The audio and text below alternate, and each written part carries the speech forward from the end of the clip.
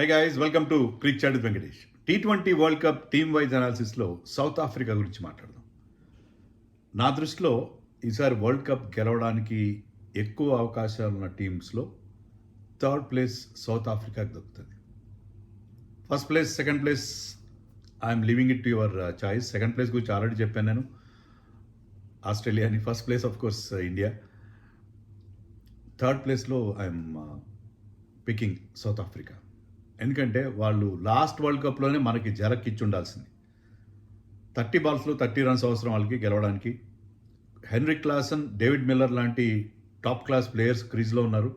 కానీ ఆ స్టేజ్ నుంచి బుమ్రా ఇచ్చిన స్పెల్ అనండి, Suryakumar catch, Hardik Pandya follow up bowling, దీనివల్ల ఆ టార్గెట్, ఈజీ లుకింగ్ టార్గెట్ని వాళ్ళు రీచ్ కాలేకపోయారు. మేబీ వాళ్ళ చోకర్స్ అనే టార్గెట్ పేరు మరొకసారి నిలబెట్టుకున్నారు.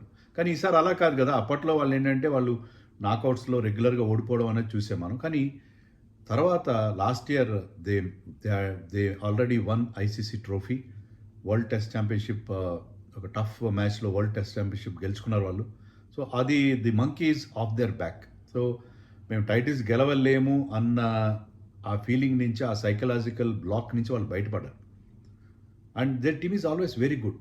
అందుకే ఈసారి వాళ్ళు గెలిచే అవకాశం లేదు. బట్ దానికి ఒక రైడర్ ఏముందంటే, సెమీఫైనల్ గండం ఉంది వాళ్ళకి. సెమీఫైనల్ దాటగలిగితే వాళ్ళకి మంచి అవకాశం. సెమీఫైనల్కి రావడం కొంచెం కష్టం. సెమీఫైనల్కి రావడానికి అంత ఈజీ కాదు. దానికి ఏంటి రీజన్ కూడా చెప్తాను నేను. వీళ్ళు ఏ గ్రూప్లో ఉన్నారు? గ్రూప్ డీలో ఉన్నారు. డి అంటే డి ఫర్ డెత్. ఎందుకంటే ఆ గ్రూప్లో ఈవెన్ గ్రూప్ స్టేజ్లో కూడా వాళ్ళకి అంత ఈజీ ఏం కాదు. మిగతా వాళ్ళకి అంత కంటే కూడా వీళ్ళకి టఫ్ కాంపిటీషన్ ఉంది. బికాజ్ వాళ్ళ గ్రూప్లో న్యూజిలాండ్ ఉంది, ఆఫ్ఘనిస్తాన్ ఉంది, కోర్స్ కెనడా, యూఏఈ కూడా ఉన్నాయి. అవంత ఇంపార్టెంట్ కాదు. బట్ ఈ 3 టీమ్స్ మధ్య చాలా గట్టి పోటీ ఉంటుంది. New Zealand, Afghanistan and south Africa. Afghanistan ఈ ఐసీసీ ఈవెంట్స్లో జైంట్ కిల్లర్, మంచి మంచి టీమ్స్ని ఓడిస్తుంది అనేది మనకు తెలుసు. So Afghanistan is always a dangerous side. Particularly మన ఏషియన్ కండిషన్స్లో, సబ్ కాంటినెంటల్ కండిషన్స్లో వాళ్ళు more than a handful. And New Zealand is always a dark horse. So ఈ రెండింటిని దాటుకొని వాళ్ళు గ్రూప్ స్టేజ్లో, గ్రూప్ ఆఫ్ డెత్ నుంచి బయటపడాలి. అది వాళ్ళకున్న మొదటి హర్డిల్. సెకండ్ హర్డిల్ ఏంటంటే, నేను నిన్న కరెక్ట్గా చెప్పలేదు. యాక్చువల్గా మన గ్రూప్ సూపర్ 8లో మన గ్రూప్లో ఎవరైనా ఉంటారంటే ఇండియాతో పాటు ఆస్ట్రేలియా ఉంటుంది, సౌత్ ఆఫ్రికా ఉంటుంది అండ్ వెస్టిండీస్ ఉంటుంది. అని ముందే అలా చెప్పగలను మీరు అనొచ్చు. ఏంటంటే ప్రీ టోర్నమెంట్ సీడింగ్స్ ప్రకారం వీటిని డిసైడ్ చేస్తారు. ఒకవేళ ఇప్పుడు ఫర్ ఎగ్జాంపుల్ పాకిస్తాన్ కాకుండా యూఎస్ఏ క్వాలిఫై అయింది అనుకోండి, లాస్ట్ టైం లాగా వాళ్ళు పాకిస్తాన్ మీద ఓడించారనుకోండి, మన గ్రూప్ నుంచి యూఎస్ఏ క్వాలిఫై అయితే యాక్చువల్లీ మన గ్రూప్లో నెంబర్ 2 సీడింగ్ పాకిస్తాన్కి ఉంది. అది అప్పుడు America, USA will become number 2. ఆ రకంగా ఉంటుంది. సో మనకి ఇప్పుడు సీడింగ్ ప్రకారం వీళ్ళు వస్తే, సౌత్ ఆఫ్రికా క్వాలిఫై అయితే south Africa, Australia, India and West Indies. So 4 tough seats, tough teams. అందులో మనం అనుకున్న 2 ఫేవరెట్ టీమ్స్లో ఒకరిని ఇంటికి పంపించి వాళ్ళు సెమీస్కి వెళ్ళాల్సి ఉంటుంది.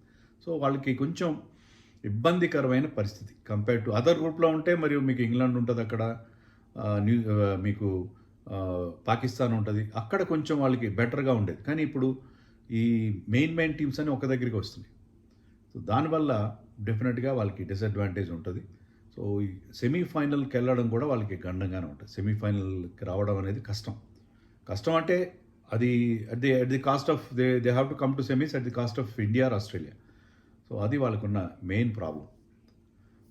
అండ్ నెక్స్ట్ వీళ్ళ స్ట్రెంగ్స్ ఏంటి? వీళ్ళ ప్రధానమైన స్ట్రెంగ్త్ ఏంటంటే, వీళ్ళందరూ ఐపీఎల్ ఆడతారు. Most of the South African players play IPL. Corbin Bosch లాంటి వాళ్ళు కూడా అందరూ ఐపీఎల్ ఆడతారు. కేశవ్ మహారాజ్ కూడా played good number of IPL matches.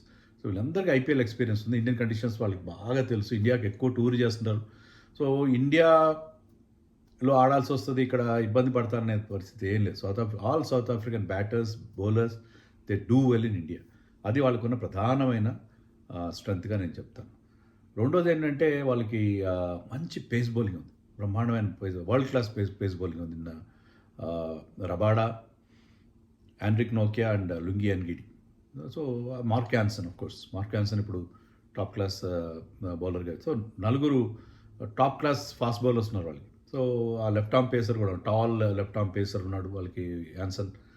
And Rabada, Ngidi is very good with variations. And మంచి పేస్ 150 క్లాక్ చేయగల ఆండ్రిక్ నోకియా ఉన్నాడు. సో వాళ్ళ pace attack is one of their strength. ఇంకొక వాళ్ళ స్ట్రెంగ్త్ ఏంటంటే వాళ్ళ ఆల్రౌండర్స్. ఇప్పుడు మార్క్ ఆన్సన్ కానీ, కార్బిన్ బాష్, జార్జ్ లిండే, వాళ్ళ captain Aiden Markram is a good, is more than a handful as a bowler. So వాళ్ళకి allround strength బాగా ఉంది. ఈవెన్ రబాడా, కేశవ్ మహారాజ్ లాంటి వాళ్ళు కూడా బ్యాటింగ్ బాగా చేస్తారు. సో ఆల్మోస్ట్ వాళ్ళకి టెయిల్ లేనట్టుగానే చెప్పుకోవాలి. అంత మంచి బ్యాటింగ్ లైనప్ వాళ్ళ దగ్గర మనకు అనిపిస్తుంది బికాస్ ఆఫ్ ది ఆల్రౌండర్స్. దానివల్ల ఆప్షన్స్ కూడా చాలా ఉంటాయి. బౌలింగ్లో కూడా చాలా ఈవెన్ బ్రెవిస్, ట్రిస్టన్ స్టబ్స్ లాంటి వాళ్ళు కూడా బౌలింగ్ చేస్తారు. అది వాళ్ళకి ఉండే అడ్వాంటేజ్. ఇంకోటి ఏంటంటే వాళ్ళ బ్యాటింగ్లో ఉన్న ఫైర్ పవర్. డికాక్ మొన్ననే ఒక బ్రహ్మాండమైన సెంచరీ చేశాడు. So de Kock is in great form. అతను మళ్ళీ రిటైర్మెంట్ నుంచి వెనక్కి వచ్చిన తర్వాత he's having a dream run. So de Kock is a match winner. అతను ఆడిన రోజున మీకు ఎంత పెద్ద టీంనైనా ఒంటి చేత ఓడించగల క్యాపబిలిటీ ఉంది. And Dewald Brevis day by day చాలా చాలా ఒక టాప్ క్లాస్ ప్లేయర్గా ఏబీ అన్నామే, మరి డివిలియర్స్ లా కాకపోయినా చాలా చాలా is improving by the day. చాలా ఇంప్రూవ్ అవుతున్న ప్లేయర్ అతను. ట్రిస్టన్ స్టబ్స్ కూడా డిటో. సో అలాంటి యంగ్స్టర్ ర్యాన్ రికల్టన్ ఉన్నాడు వాళ్ళ టీంలో. వాళ్ళకి మంచి టాలెంట్ ఉంది వాళ్ళ దగ్గర. అలాగే ఎక్స్పీరియన్స్డ్ మిల్లర్ లాంటి వాళ్ళు ఉన్నారు. So they have got plenty of talent. వాళ్ళ కెప్టెన్ మార్క్రమ్ కూడా డిఫరెంట్ గేర్స్లో ఆడాడు. మన తెలక్వార్ మేళ ఆడతాడు, అలాంటి డిఫరెంట్ గేర్స్లో ఆడగల ప్లేయర్ అతను. సో వాళ్ళకున్న ఆ బ్యాటింగ్ టాలెంట్ కూడా మనం చెప్పుకోవాలి. ఇంకోటి ప్లస్ పాయింట్ ఏంటంటే వాళ్ళ fielding. They are one of the best fielding sides. వాళ్ళు కొన్ని ఇంప్రాబబుల్ క్యాచెస్ పట్టుకుంటారు. అలాగే ఫీల్డింగ్, గ్రౌండ్ ఫీల్డింగ్ కూడా అద్భుతంగా చేస్తారు. They can effect some stunning runouts. So అది మ్యాచ్ను మలుపు తిప్పగల మూమెంట్స్ వాళ్ళు క్యాప్చర్ చేయగలుగుతారు. And they drop very few catches. So అది వాళ్ళకున్న ప్రధానమైన advantage. Most of them are very very good fielders. అది డివిలియర్స్ నుంచి వచ్చిందని అనుకోండి, ఏదో మొత్తం మీద వాళ్ళకి ఆ మొదటి నుంచి, because they play hockey and other sports ఆడతారు కాబట్టి they are supremely fit and more athletic and it is one of the finest fielding sides. So ఇది వాళ్ళ స్ట్రెంగ్స్. ఇంకా వీక్నెస్ విషయాలకు వస్తే మెయిన్ వీక్నెస్ ఏంటంటే there is no Klaasen. Heinrich Klaasen చాలా important player. Heinrich Klaasen లేడు, retire అయిపోయాడు. Heinrich Klaasen spin ఎంత బాగా ఆడతాడు ఇండియన్ కండిషన్స్లో, అది ఎంత గొప్ప బ్రహ్మాండంగా perform. Lack of Heinrich Klaasen is a big అంటే అది రిటైర్మెంట్, దానికి ఎవరు ఏం చేయలేరు. అతని ఆప్షన్స్ని వాళ్ళు ఖచ్చితంగా ఫీల్ అవుతారు. వాళ్ళు కీపర్స్ దొరకచ్చు, de Kock can keep, Rickelton keeping కాదు, అతని బ్యాటింగ్, అతని మిడిల్ ఆర్డర్లో అతను ఇచ్చే ఆ ఫినిషింగ్ టచ్ ఇవ్వగలడు. స్పిన్నర్స్ని ఉత్తికి ఆరేస్తాడు. సో ఇండియన్ సబ్ కాంటినెంట్లో మ్యాచ్ జరుగుతున్నాయి కాబట్టి ఇక్కడ స్పిన్నర్స్ చాలా చాలా ఇంపార్టెంట్. స్పిన్నర్స్ని ఎదుర్కోవడం చాలా ఇంపార్టెంట్. మిగతా వాళ్ళు కూడా స్పిన్ బాగా ఆడతారు కానీ క్లాస్ మిగతా వాళ్ళకి రాదు. సో అతను లేకపోవడం అనేది పెద్ద డ్రాబ్యాక్గా చెప్పుకోవాలి. అండ్ మిల్లర్ ఉన్నాడు కానీ Miller is not the same Miller. అతని గ్రాఫ్ గత 1 or 2 yearsగా బాగా పడిపోతూ వస్తుంది. సో మిల్లర్, ఇంకోటి ఏంటంటే వీళ్ళ స్పిన్ బౌలర్ ఒక కేశవ్ మహారాజ్ ఉన్నాడు, జార్జ్ లిండే ఉన్నాడు కానీ అతనికి పెద్దగా ఎక్స్పీరియన్స్ లేదు. మొన్న రీసెంట్గా జరిగినప్పుడు వన్డే సిరీస్లో బాగానే వేసాడు అతను బౌలింగ్, కానీ అతను అంత ఎఫెక్టివ్గా ఉంటాడు ఇండియన్ కండిషన్స్లో. సో వాళ్ళకి రిస్ట్ స్పిన్నర్ లేడు. రిస్ట్ స్పిన్నర్ లేకుండా మార్క్రమ్ కొంత బౌలింగ్ వేయగలడు, కానీ ఒక్క స్పెషలిస్ట్ స్పిన్నర్ని పెట్టుకుని వస్తున్నారు వాళ్ళకి Keshav Maharaj. Linde is basically an allrounder.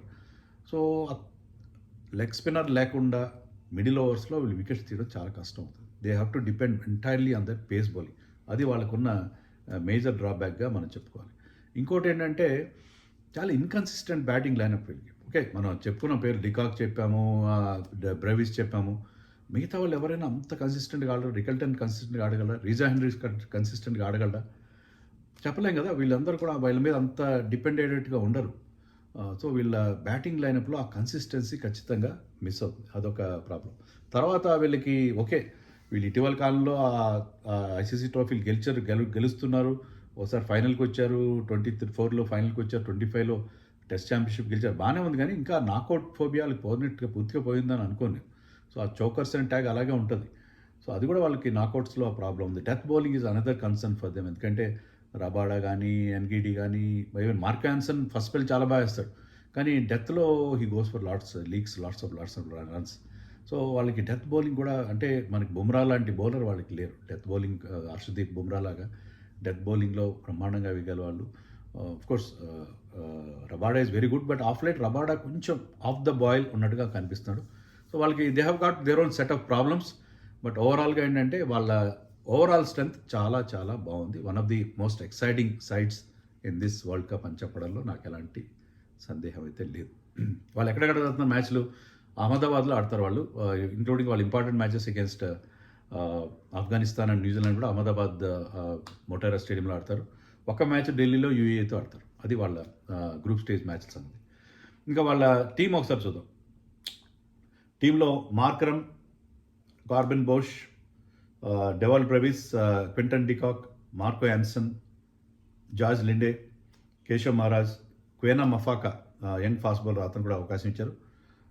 David Miller, Lungi Ngidi, Anrich నోకియా, Kagiso Rabada, Ryan Rickelton, Jason Smith, కొత్త ప్లేయర్, అతను పెద్దగా ఎక్స్పీరియన్స్ లేదు. Tristan Stubbs and Ryan Rickelton add అయ్యారు టీంలో, ఎందుకంటే డోనోవన్ ఫెరెరా మంచి ఆల్రౌండర్, అతను మిస్ అవుతున్నారు. And one over player also de Zorzi కూడా ఇంజరీస్ వల్ల వాళ్ళు బయటకు వెళ్ళిపోయారు. సో ఇది వాళ్ళ టీం చాలా బాగుంది. మరి 11 ఎలా ఉంటుంది, వీళ్ళ 11 ఎలా ఉంటుందో చూద్దాం. Quinton de Kock, Ryan Rickelton or Reeza Hendricks ఇద్దరిలో ఒకరితో ఓపెన్ చేస్తారు. రికల్టన్ ఒరిజినల్ టీంలో లేడు కాబట్టి మేబీ రిజా హెండ్రిక్స్ ఓపెన్ చేస్తాడు, చూడాలి. We have to wait and see ఎవరిని, ఎందుకంటే ఇద్దరు లెఫ్ట్ హ్యాండర్స్ అవుతారు, అది కూడా ఒకటి ఆలోచిస్తారు. Markram, I think their captain will bat at number 3, Brevis at 4, Stubbs, Miller తర్వాత 5 and 6, Marco Jansen at 7 and Corbin Bosch / Linde. అంటే బాగా స్పిన్ బౌలింగ్కి అనుకూలించేదైతే లిండేని పెడతారు, లేకపోతే కార్బిన్ బాష్ ఆడతారు. కానీ లిండే అండ్ మహారాజ్ ఇద్దరు కూడా లెఫ్ట్ ఆర్మ్ స్పిన్నర్స్.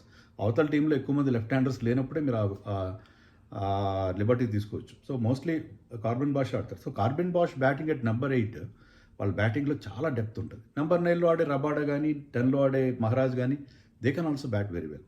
సో వాళ్ళకి ఆల్మోస్ట్ ఎలాంటి టెయిల్ లేని పరిస్థితి. అండ్ ఎన్గిడి నోకియాలో ఒకరు నెంబర్ 11లో, అంటే థర్డ్ సీమర్గా ఉంటారు. సో వాళ్ళకి అక్కడ పేస్ ఉంది, స్పిన్ ఉంది, ఒక లెఫ్ట్ ఆర్మ్ వెరైటీ ఉంది. సో టీం అన్ని విధాలా చాలా చాలా స్ట్రాంగ్గా ఉంది. ఆల్రౌండర్స్ చాలా మంది ఉన్నారు. Team is looking really good. మరి టీంలో ఎక్స్పెక్టర్ ఎవరు చెప్పడం చాలా కష్టం. I have problem with 2 people. మన డికాక్ని చెప్పాలా, బ్రెవిస్ని చెప్పాలా అనేది అర్థం కావట్లేదు. బ్రెవిస్ మరి ఫస్ట్ టైం వరల్డ్ కప్ ఆడుతున్నాడు అనుకుంటా అతను. బ్రెవిస్ కంటే కూడా ఐఎమ్ గోయింగ్ విత్ డికాక్, ఎందుకంటే ఇండియాలో చాలా బాగా ఆడతాడు డికాక్. ఇండియన్ కండిషన్స్లో ఇండియన్ స్పిన్నర్స్ని ఆ స్వీప్ షాట్ బాగా కొడతాడు, రివర్స్ స్వీప్ కొడతాడు. So I'm going with de Kock is the X factor. అతను ఫామ్లో ఉన్నప్పుడు అతను పట్టుకోవడం కష్టం. సో ఈ టీంకి ఎక్స్ ఫ్యాక్టర్గా I'm going with Quinton de Kock, క్విడిక్కి. సో మరి ఈ టీం గురించి మీరేమనుకుంటున్నారో కామెంట్స్లో చెప్పండి.